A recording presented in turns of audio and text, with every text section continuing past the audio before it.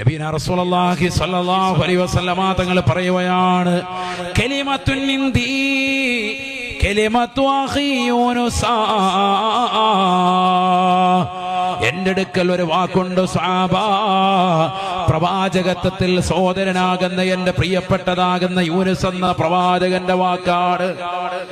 മാമിൻ മക്റൂബിൻ യഖൂലുഹാ ഇല്ലാ ഫറജല്ലാഹു അൻഹു കുർബഹു.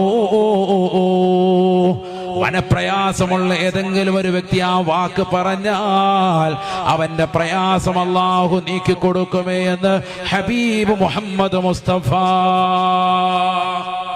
കലിമത്തുൻ ഇൻദി, നബി തങ്ങളുടെ വാക്കാണ്. കലിമത്തുൻ ഇൻദി, എന്റെ അടുക്കൽ ഒരു വാക്കുണ്ട്.